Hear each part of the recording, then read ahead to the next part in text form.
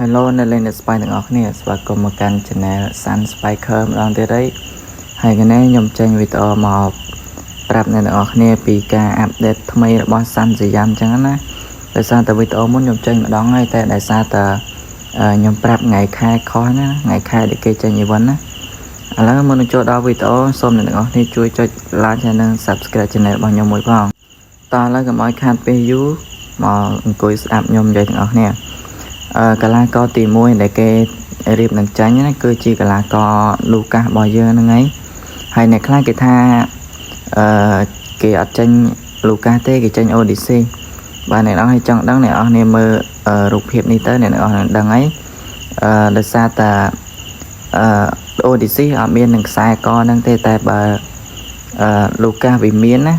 ហើយរូបភាពដែលគេតម្លាក់មកហ្នឹងក៏មានខ្សែកដែរហើយកីឡាករទី2របស់យើងហ្នឹងគឺជាហាន់រ៉ាអ្នកនរគ្នាគឺជាកីឡាករហាន់រ៉ាដែលមានសមត្ថភាពក្នុងការ slide បាល់បានល្អណាហើយចំណែកកីឡាករទី3នោះគឺជាសូហ៊ីគឺជាកីឡាករដែល SE កីឡាករហាន់រ៉ាហើយនិងសូហ៊ីនេះគឺខ្ញុំអត់សូវដឹងប៉ុន្មានទេដោយសារតែ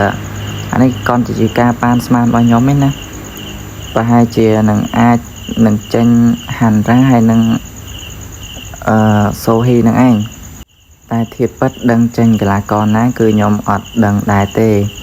ហើយចំណែកថ្ងៃដែលគេត្រូវចេញនោះគឺជាថ្ងៃទី29ខែកក្កដា2026ហ្នឹងហើយអ្នកទាំងអស់គ្នាត្រៀមគ្រាប់បាល់រួចនៅចំណែកឯខ្ញុំត្រៀមរួចហើយគឺចំនួន9000គ្រាប់បាល់តែម្ដងចេញថ្ងៃទី29គឺវាជាការល្អដែរសម្រាប់អ្នកអត់ទាន់មានគ្រាប់បាល់ណាអាចសន្សំពីឥឡូវទៅបាន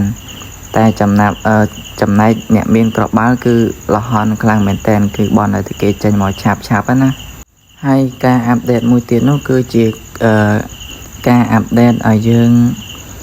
អាចដាក់ស៊ុំបានណាអាកន្លែង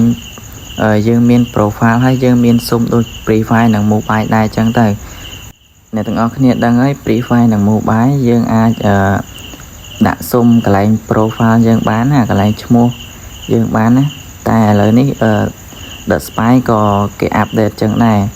ហើយប្រហែលជាគេអាប់ដេតនៅថ្ងៃទី29ដូចគ្នានឹងឯងនេះយើងប្រហែលជាថ្ងៃទី1ណាអញ្ចឹង